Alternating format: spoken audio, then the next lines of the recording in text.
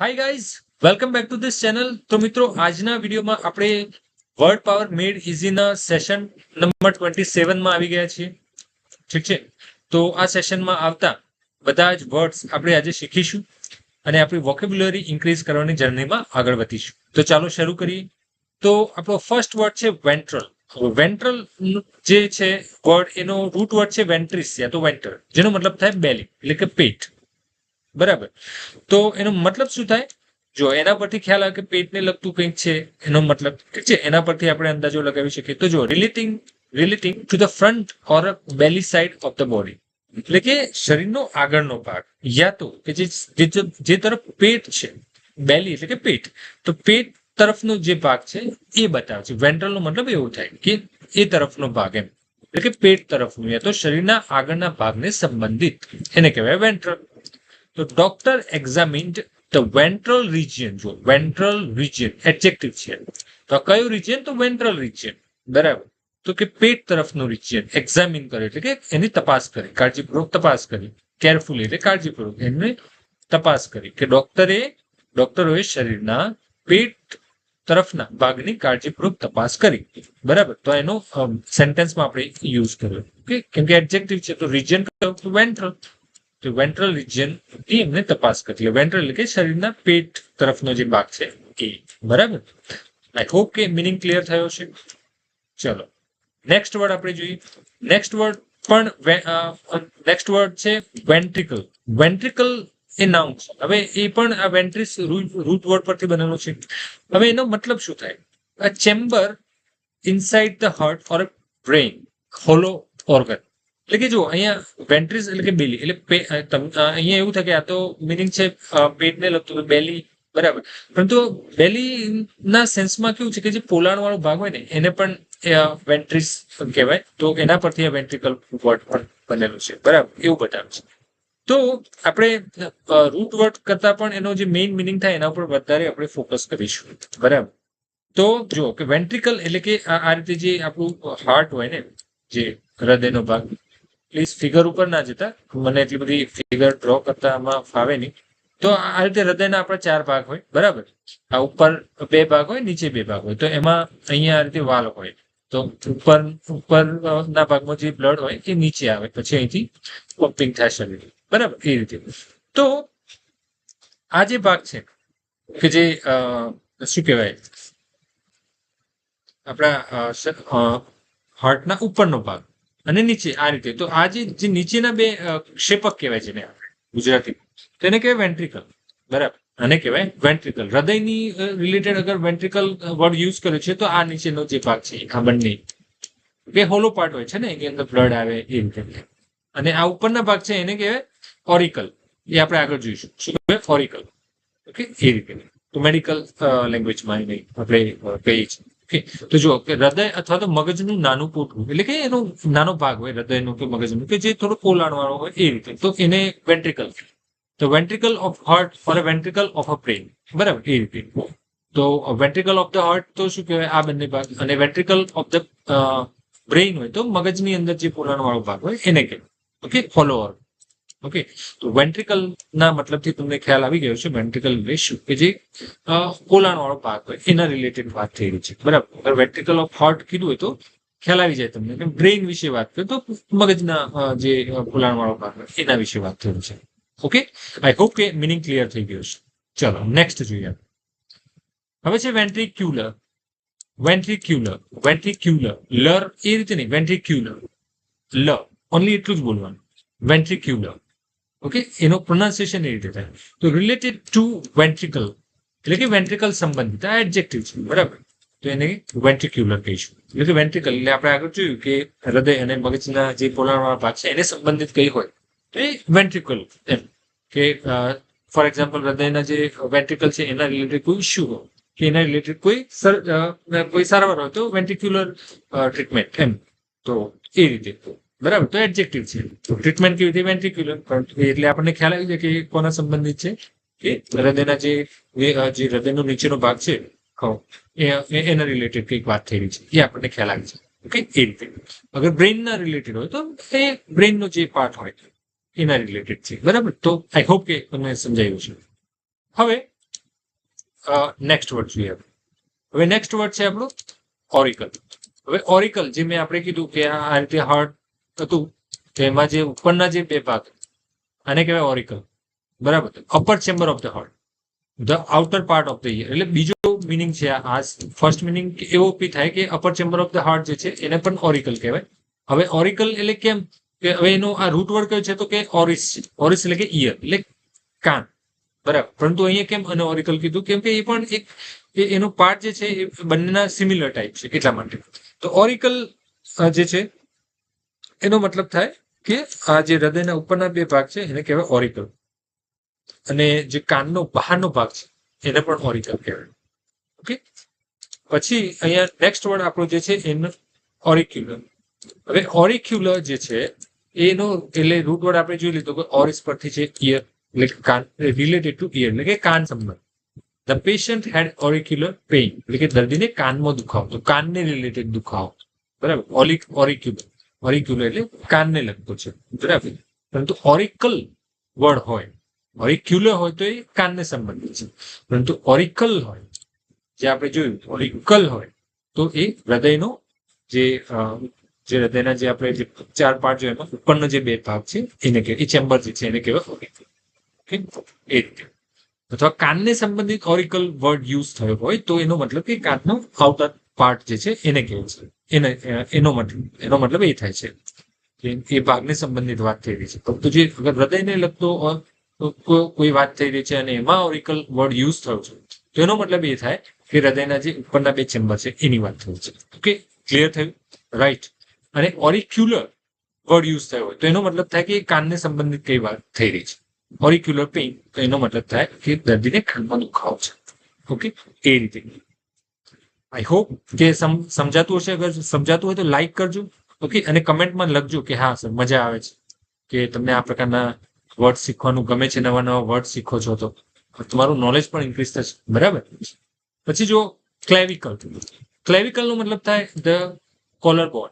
Caller બોન એટલે હોસડીનું હાડકું, જે શરીરમાં હોસડી આવે એનું હાડકું, એ હાડકાને શું કહેવાય? ક્લેવિકલ. પછી છે ક્યુટિકલ. હવે આ બધા વર્ડ છે થોડા મેડિકલ રિલેટેડ છે. આઈ હોપ કે તમે સમજતા હશો. તો એમાં કેવું કે ઘણીવાર આપણા રીડિંગમાં અગર મેડિકલ સ્ટુડન્ટ હોય એમને વધારે ખ્યાલ હોય કે આ વર્ડ એમને ક્યાં ક્યાં યુઝ થતા હોય. હવે બીજો છે ક્યુટિકલ. ક્યુટિકલ નો મતલબ થાય the thin layer of skin around the nail એટલે કે નખની આસપાસની જે પાતળી ચામડી છે એને કહેવાય ક્યુટિકલ. શું કહીશું? ક્યુટિકલ. નેક્સ્ટ વર્ડ છે આપણો વેસિકલ. વેસિકલ એટલે કે સ્મોલ સેક કન્ટેનિંગ ફ્લુઇડ એટલે કે પ્રવાહી ભરેલી નાની થેલી અથવા તો ફોલ્લી, કે જે આપણે ફુલ્લી થઈ હોય જે પ્રવાહી ભરેલું તો એને કહેવાય વેસિકલ, બરાબર. એ વેસિકલ તો નાની થેલી હોય એને કહેવાય વેસિકલ, પ્રવાહી. આ મોસ્ટલી મેડિકલ ટર્મ હતા જે આગળના આપણે જોઈએ. વેસિકલ ને જે ક્યુટિકલ છે, પછી ક્લેવિકલ છે, પછી આર્ટિક્યુલર છે, પછી ઓરિકલ છે, આ બધા મેડિકલ ટર્મ્સ. ઓકે, તો ચલો નેક્સ્ટ વર્ડ આપણે જોઈએ ડોર્સલ. હવે આનો પ્રોનાઉન્સિએશન શું થાય? ડોર્સલ. આર તમારે અહીંયા નહીં વાંચો, ડોર્સલ એ રીતે, બરાબર. ડોર્સલ. તો ડોર્સલ એટલે કે આ જે રૂટ વર્ડ છે એનો ડોર્સમ. ડોર્સમ એટલે કે બેક. આપણે વેન્ટ્રિસ જોયું, વેન્ટ્રિસ એટલે કેવું? આગળનો ભાગ, એટલે શરીરની આગળનો ભાગ યા તો પીઠ બાજુનો ભાગ.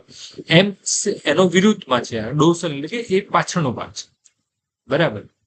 આગળનો ભાગ એટલે પીઠનો, પેટ રિલેટેડ એટલે બેલી રિલેટેડ છે. પાછળનો ભાગ એટલે બેક સાઈડ, બરાબર. બોડીની પાછળનો ભાગ પીઠ સંબંધિત, બરાબર. તો ડોર્સલ એટલે કે પીઠ સંબંધિત, related to the back. The dorsal muscle were injured એટલે કે પીઠના સ્નાયુમાં ઈજા છે. ડોર્સલ મસલ્સ, ડોર્સલ મસલ્સ એટલે પીઠના સ્નાયુ. ઓકે, તો ડોર્સલ વર્ડ શું બતાવે છે? કે જે આપણા શરીરનો પાછળનો ભાગ એટલે પીઠ બાજુનો ભાગ બતાવે છે, બરાબર. હવે આગળનો વર્ડ આપણે જોઈએ તો એમાં મિનિંગ થોડું ચેન્જ થાય છે. જો અહીંયા જે છે વર્ડ છે એન્ડોર્સ. હવે એમાં પણ રૂટ વર્ડ છે ડોર્સમ એટલે કે બેક, બરાબર. એટલે કે આ જે સાઈડ બતાવે, અહીંયા શું બતાવે કે સાઈડ બતાવે છે. ડોર્સ એટલે કે બેક. હવે એન્ડોર્સમાં એનો મિનિંગ શું થાય છે કે ઓરિજિનલી આનો મિનિંગ શું થતો હતો એન્ડોર્સનો? તો જ્યારે વર્ડ બન્યો છે તો ઓરિજિનલી એનો મતલબ એવો થતો હતો કે to write on the back of the document, એટલે કે ડોક્યુમેન્ટ જે છે એની પાછળ લખવું, એટલે કે શું કરવું, એની આપણે એક એપ્રુવલ આપી છે. કહેવાનો મતલબ એવું થાય કે ડોક્યુમેન્ટની પાછળ જ્યારે એ વખતે લખાતું છે ત્યારે એ ડોક્યુમેન્ટને આપણે શું કરીએ છીએ, એપ્રુવલ આપીએ છીએ. એનો મતલબ એવું થાય. તો એન્ડોર્સનો મતલબ એની પાછળ લખવું, એટલે બેકવર્ડ એટલા માટે યુઝ થયો છે. બેક એટલે કે પાછળ, ડોક્યુમેન્ટની પાછળ લખવું એમ, એનું કહેવાય એન્ડોર્સ. પરંતુ અહીંયા આપણે અત્યારે જે ઇંગ્લિશમાં આનું મિનિંગ થાય છે, શું થાય છે, એને રિલેટેડ જ છે. બટ જો if you endorse a check, એટલે કે તમે જો અગર ચેક એન્ડોર્સ કરો છો, મેં કીધું આઈ એન્ડોર્સ્ડ અ ચેક, તો એનો મતલબ શું થાય, તો you sign it on the back side, એટલે કે એનો મતલબ થાય કે તમે એ ચેકની પાછળ સાઇન કરી છે, તો એને કહેવાય તમે ચેકને એન્ડોર્સ કર્યું. ઓકે. બીજો મિનિંગ જોઈએ, if you endorse a plan, અગર તમે કોઈ પ્લાનને એન્ડોર્સ કરો છો તો શું છે કે એ જે આઈડિયા છે એને તમે બેક કરો છો, એટલે મતલબ એને સપોર્ટ કરો છો. Back it an idea, you back it, એટલે કે એ આઈડિયાને તમે સપોર્ટ કરો છો. યુ એન્ડોર્સ પ્લાન, એનો મતલબ કે એ તમે આઈડિયા યા તો પ્લાનને તમે સપોર્ટ કરો છો.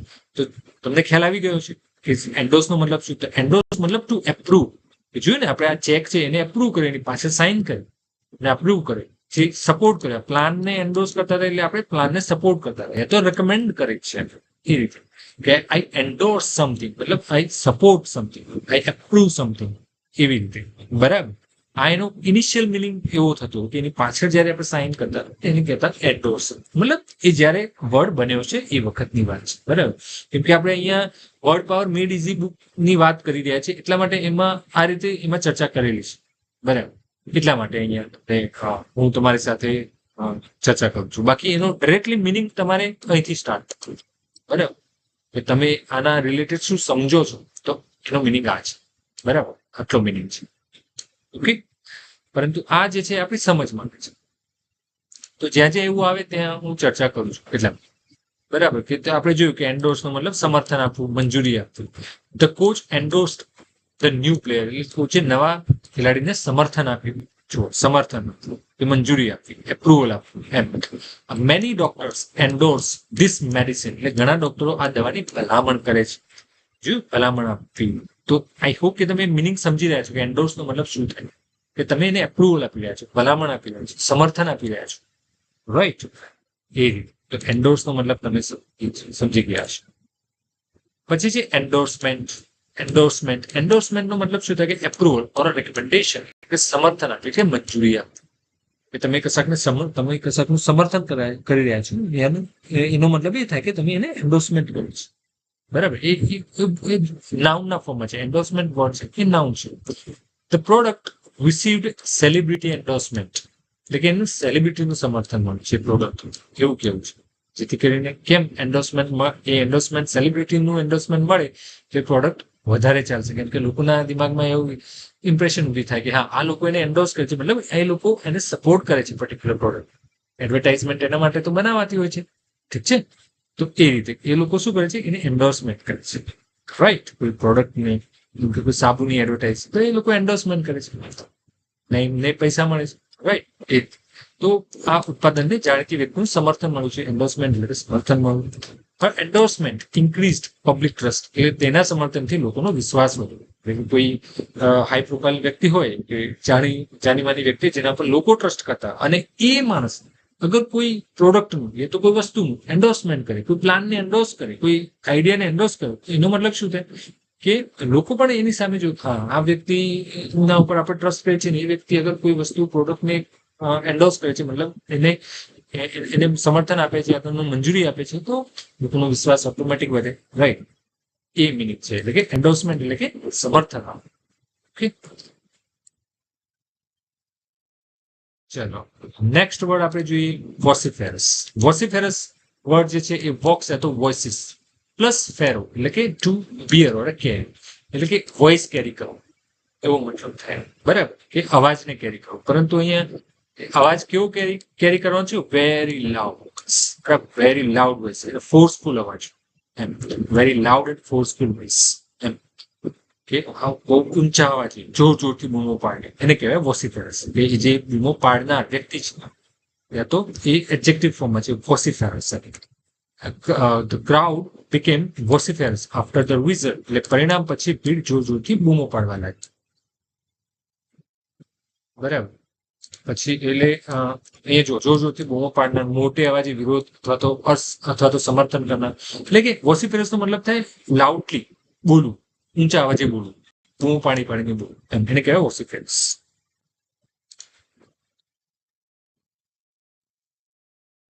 ને એ આપણે જે આગળ જોયું વોસિફેરસ શું છે એ નાઉન, એ એડજેક્ટિવ છે, બરાબર.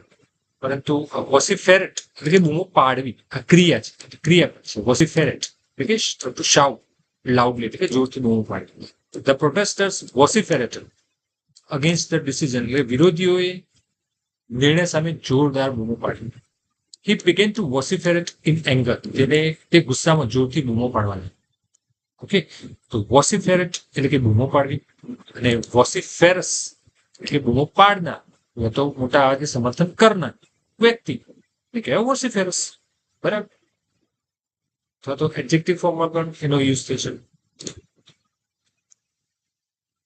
પછી જે વોસિફેરેશન એ નાઉન છે, એ જોરદાર બૂમાબૂમ એટલે કે વોસિફેરેશન. ક્યાંક જોરદાર બૂમાબૂમ મચી ગઈ છે એટલે કે વોસિફેરેશન. We heard vociferation from outside. એટલે એમને બહાર જોરદાર બૂમાબૂમ સંભળાય, તો વોસિફેરેશન એટલે જોરદાર બૂમાબૂમ થઈ ગયું, કહેવાય વોસિફેરેશન.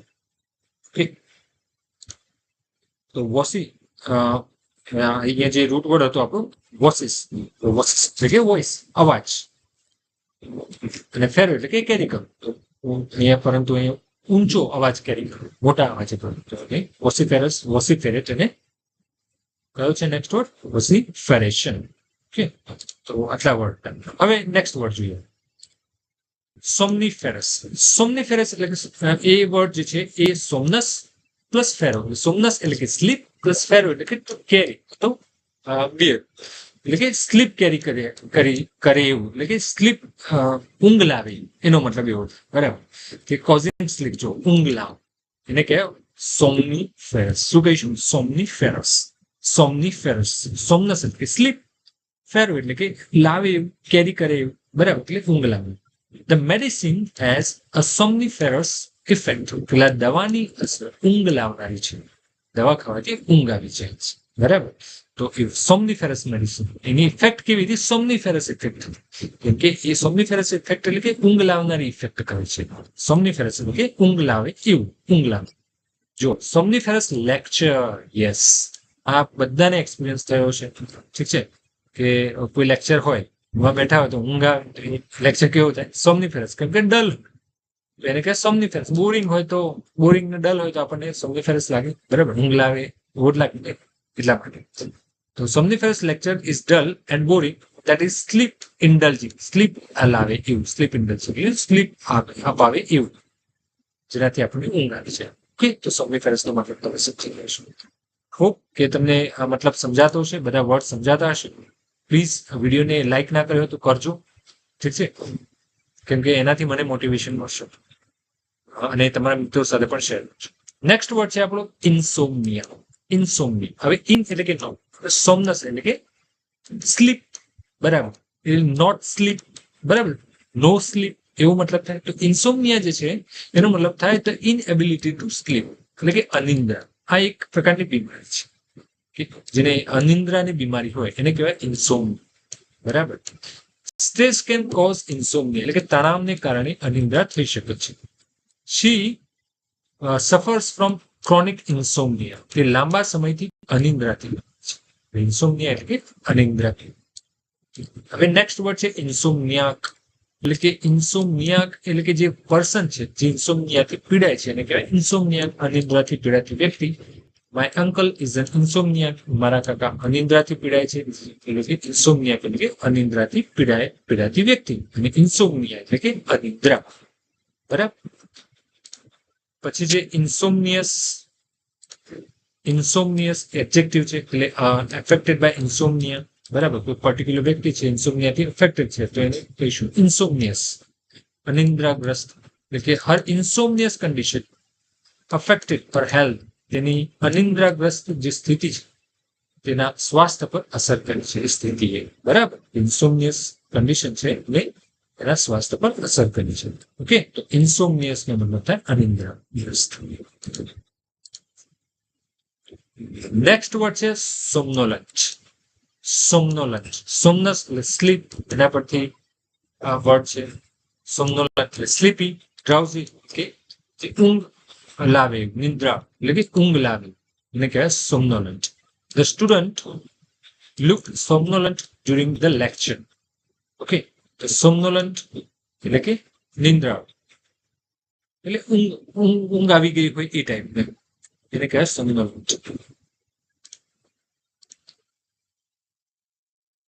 પછી છે somnolence એ નાઉન છે. The state of being sleepy એટલે કે નિંદ્રાળુ અવસ્થા એ કહેવાય somnolence.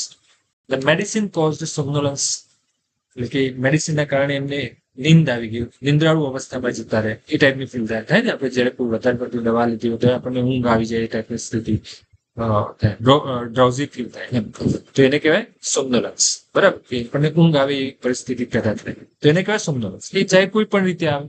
ઓકે, પછી છે સોમનામ્બુલિઝમ. સોમનામ્બુલિઝમ, સોમનસ એટલે કે સ્લીપ, એમ્બ્યુલો એટલે ટુ વોક. બરાબર, ઊંઘ અને ચાલવું એવો મતલબ છે. બરાબર, ઊંઘ અને ચાલવું. તો આઈ હોપ કે તમને મિનિંગ ખ્યાલ આવી જાય. જેમ કે આ રીતે તમે વિચારો, ઊંઘ અને ચાલવું, સોમનસ ને એમ્બ્યુલો પરથી એમ્બ્યુલિઝમ, તો એનો મતલબ છે વોક એટલે કે ઊંઘમાં ચાલવું, ઊંઘમાં ચાલવાની બીમારી, sleep walking. The child suffers from somnambulism એટલે કે જે ઊંઘમાં ચાલવાની બીમારી છે એને કહેવાય સોમનામ્બુલિઝમ. બરાબર, અને ઊંઘમાં ચાલનાર વ્યક્તિ હોય એને કહેવાય સોમનામ્બુલિસ્ટ. એ આપણો નેક્સ્ટ વર્ડ હશે.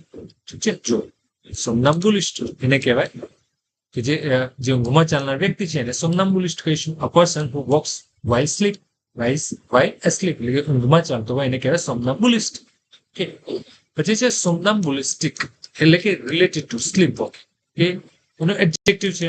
બરાબર, એટલે ઊંઘમાં ચાલવાને સંબંધિત છે કશું, એને કહેવાય સોમનામ્બુલિસ્ટિક. પછી નેક્સ્ટ વર્ડ છે આપણું એમ્બ્યુલેટરી. એમ્બ્યુલેટરી એટલે એમ્બ્યુલો ઉપરથી ટુ વોક. બરાબર, ચાલવા સંબંધિત આનો કઈ મિનિંગ થતો છે. ટુ એબલ ટુ વોક એટલે કે ચાલી શકનાર, ચાલવા સંબંધિત.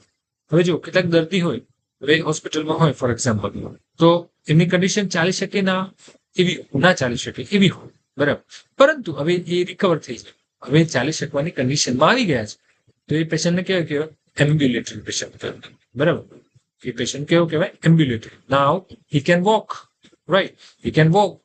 The patient is now ambulatory, કે દર્દી હવે ચાલી શકે છે. બરાબર, ambulatory patients do not need wheelchair, કે ચાલી શકતા દર્દીને વ્હીલચેરની જરૂર પડતી નથી. તો એમ્બ્યુલેટરી એટલે કે ચાલી શકવાના સંબંધિત, ચાલી શકનાર. રાઈટ, ચાલો નેક્સ્ટ વર્ડ છે પેરામ્બ્યુલેટર. પેરામ્બ્યુલેટર શું કહેવાય? પેરામ્બ્યુલેટર એટલે પેર એટલે કે પર એટલે થ્રુ, એના દ્વારા.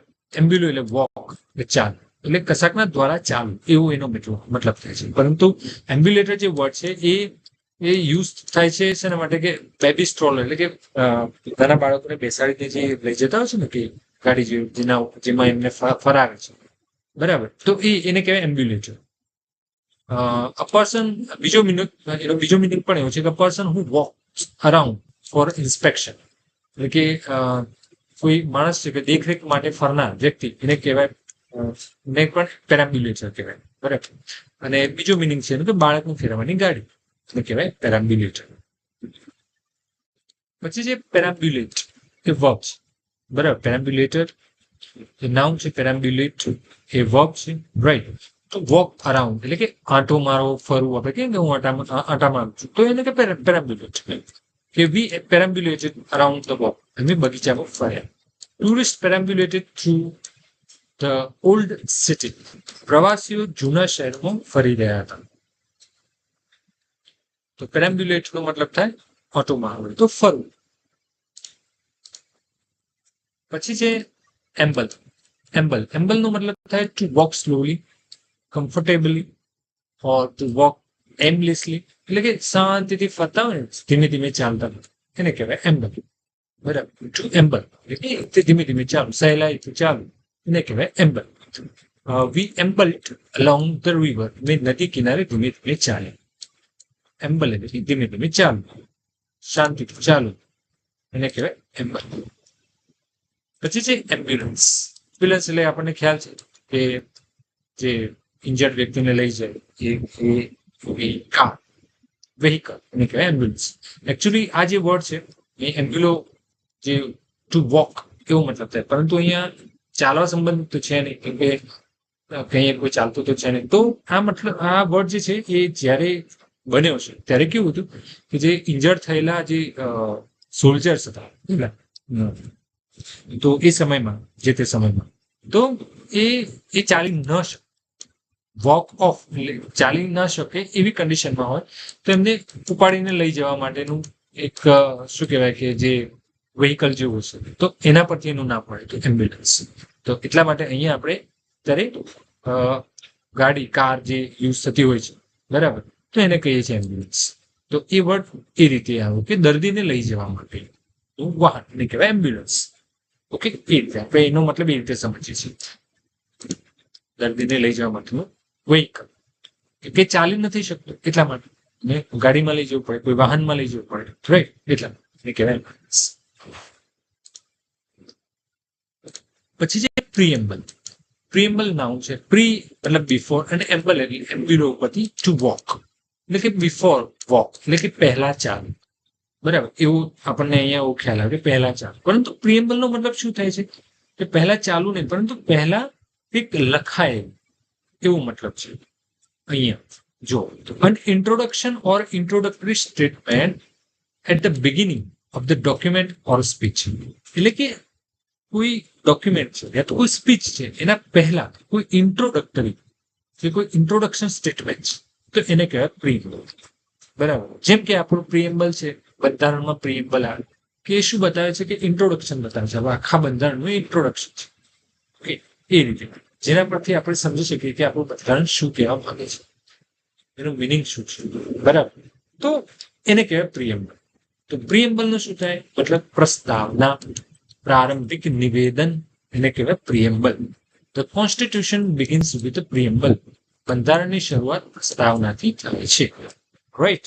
તો પ્રીએમ્બલ નો મતલબ થાય પ્રસ્તાવના યા તો પ્રારંભિક નિવેદન. પછી છે સોપોરિફિક. શું છે સોપોરિફિક? સોપોરિફિક નો મતલબ થાય ઊંઘ લાવનાર, નિંદ્રાકાર. અહીંયા જો સપર એટલે કે ડીપ સ્લીપ, અને ફેસિવ એટલે કે ટુ મેક એટલે કે ઊંઘ અપાવે એવું. ઓકે, તો એનો મતલબ થાય causing sleep, something that makes sleepy, તમને સ્લીપી ફીલ કરાવે એવું, રાઈટ.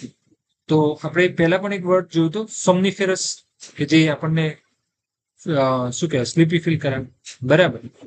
તો સોપોરિફિક નો મતલબ થાય ઊંઘ લાવનાર, નિંદ્રાકારક. This medicine has a soporific effect. આ દવાની અસર ઊંઘ લાવનારી છે. His long speech was almost soporific. એનું લાંબુ ભાષણ લગભગ ઊંઘ લાવનારું હતું. ઓકે, એ રીતે કોઈ લેક્ચર પણ સોપોરિફિક હોઈ શકે, રાઈટ, એ રીતે. તો સોપોરિફિક નો મતલબ થાય ઊંઘ લાવનાર, નિંદ્રાકારક. મેડિસિન તો કોઈ સ્પીચ હોય, કોઈ વ્યક્તિ પણ હોઈ શકે જે ઊંઘ લાવી ની વાત છે, રાઈટ, એ રીતે. Just jokes apart. Okay, okay, next word આપણે જોઈએ આર્ટિક્યુલેટ. આર્ટિક્યુલેટ નો મતલબ થાય આર્ટિક્યુલસ એટલે કે જોઈન્ટ, જોઈન્ટ, બરાબર, કે શું જોઈન્ટ કરું એના પરથી આર્ટિક્યુલેશન. તો અહીંયા એનો મતલબ થાય છે શબ્દો જોડવા. શબ્દો જોડવા એટલે કે સ્પષ્ટ રીતે બોલવું, બરાબર. તો આર્ટિક્યુલેટ નો મતલબ થાય શબ્દો જોડવા તો સ્પષ્ટ રીતે બોલવું. જયારે તમે આર્ટિક્યુલેટ કરો છો એનો મતલબ કે તમે વ્યવસ્થિત રીતે બોલો છો, સ્પષ્ટ રીતે બોલો છો. Able to express thoughts and idea clearly and effectively. અગર તમે ક્લિયરલી અને ઇફેક્ટિવલી તમારા આઈડિયા તો થોટ્સને એક્સપ્રેસ કરી શકો છો તો એને કહેવાય આર્ટિક્યુલેટ કરવું. તમે એને પ્રોપરલી એને એક્સપ્રેસ કરવું. તો સ્પષ્ટ અને અસરકારક રીતે પોતાના વિચારો વ્યક્ત કરી શકનાર આર્ટિક્યુલેટ, બરાબર. એડજેક્ટિવ યા તો વર્બ છે એને કરવું, એ રીતે પ્રેઝન્ટ કરવું એટલે આપણા આઈડિયા યા તો થોટ્સને ક્લિયરલી યા તો ઇફેક્ટિવલી એક્સપ્રેસ કરવા એને કહેવાય આર્ટિક્યુલેટ, બરાબર. પછી નેક્સ્ટ વર્ડ છે ઇનઆર્ટિક્યુલેટ, એનો વિરોધી થાય. બરાબર. The inarticulate person has a trouble joining words. બરાબર, આપણે જોયું આર્ટિક્યુલસ એટલે કે જોઈન કરવું. તો ઇનઆર્ટિક્યુલેટ જે પર્સન છે એને ટ્રબલ છે, શેમાં છે કે એને વર્ડ્સ જે છે એને જોઈન કરવા. બરાબર, જે વર્ડ્સ જોઈન કરે તો જ એ આઈડિયા પ્રોપર એક્સપ્રેસ કરી શકે ને, એ તો જ પોતાના વિચારોને આગળ રજૂ કરી શકે. અધરવાઇઝ વર્ડ જોઈન ના થાય એનો મતલબ કે પ્રોપર ના બોલી શકે, કે એનો અર્થ એવો છે. The inarticulate person has trouble joining words together coherently. Coherently એટલે clearly. એને પ્રોબ્લેમ થાય.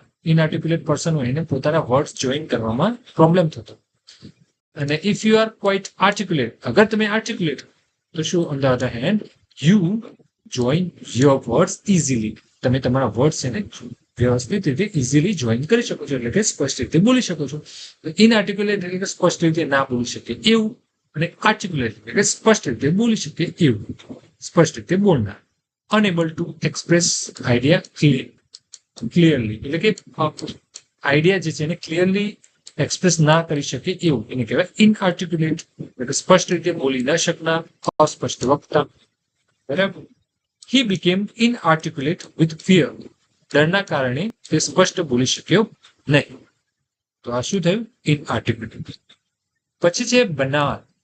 બનાલ, બનાલ એડજેક્ટિવ છે. બનાલ એટલે કે common, ordinary, and lack of originality. એની અંદર ઓરિજિનાલિટી ના હોય, કોમન હોય, ઓર્ડિનરી એટલે કે સામાન્ય હોય, થોડું કંટાળાજનક લાગે આપણને, મૌલિકતા ના દેખાય, તો એને શું કહેવાય? Banal. Lack of imagination. The movie had a banal story. એટલે કે ફિલ્મની વાર્તા ખૂબ જ સામાન્ય, એકદમ સામાન્ય, એમાં કઈ ઇમેજિનેશન નતું, કઈ એમાં એમને કશું એડ જ નથી, સામાન્ય બનાવી, કંટાળાજનક લાગ્યું છે, તેને કહેવાય બનાલ.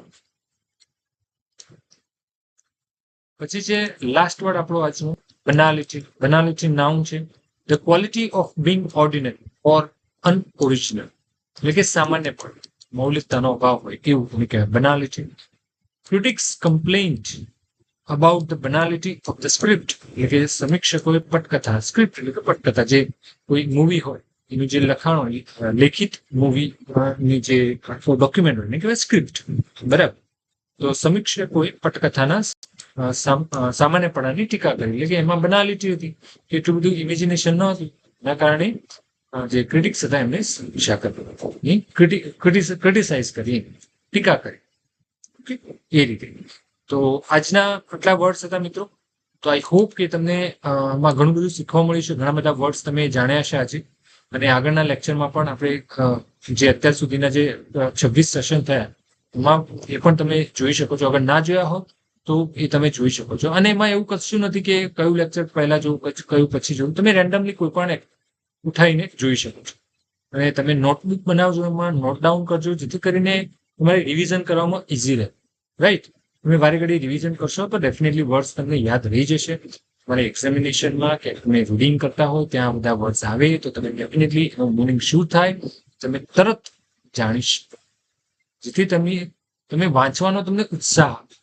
કેમ કે આપણે જનરલી ઇંગ્લિશ શીખવામાં શું હોય છે કે રીડિંગ નથી કરતા હોતા એટલું. તો રીડિંગ ના કરવાનું કારણ શું હોય આપણને ખબર છે કે આપણને સ્પેલિંગ નથી આવતા, એનો મતલબ ખબર નથી હોતો, એટલા માટે આપણને આવતું છે. કેટલા લોકોને થાય છે? જસ્ટ કમેન્ટમાં લખજો કે હા મને આ પ્રોબ્લેમ થયો છે. તો એ પ્રોબ્લેમ દૂર થાય એના માટે આ કામ થયું છે, જેથી કરીને તમે ઇંગ્લિશ પ્રત્યે થોડા તમારો જે ડર છે ને ભાગી જાય. કેમ કે તમને ઘણા બધા વર્ડ્સનો મિનિંગ ખબર છે, અને જ્યારે તમે વાંચતા ત્યારે બધા વર્ડ્સ આવે ને તમારી સામે, ત્યારે તમને એનો મિનિંગ ખબર હોય ને તો તમે ઉત્સાહિત થઈ જાય, વાવ આનો મતલબ મને ખબર છે, એટલે તમે ઓર વધારે વાંચવા માટે ઉત્સાહિત થઈ જાય, તમને ઇન્સ્પિરેશન મળે એનાથી. ઠીક છે. તો એનાથી પછી તમે એ રીતે ધીરે ધીરે આગળ વધો તો ઓટોમેટિકલી તમારું ઇંગ્લિશ સારું થતું જાય. ઓકે. તો એ જ છે. તો આપણો જે ફર્સ્ટ આપણો જે ડર છે કે વોકેબ્યુલરીનો, કે આપણને શબ્દો નથી આવડતા, તો એ આ રીતે પૂરો થઈ શકે છે. તમે આટલા બધા અગર બધા લેક્ચર જોયા છે તો ડેફિનેટલી તમારી વોકેબ્યુલરી ઇન્ક્રીઝ થઈ જશે એવું હું માનું છું. અગર તમને ફાયદો થયો હોય તો લાઈક કરજો અને કમેન્ટમાં લખજો કે હા સર મને ફાયદો થાય છે. ઓકે. જે પણ તમારું જેન્યુઇન કમેન્ટ લખજો એમ. ઠીક છે. જેથી બીજા લોકોને પણ ખ્યાલ આવે કે હા આમાં આ વિડીયોમાં કંઈક વેલ્યુ છે.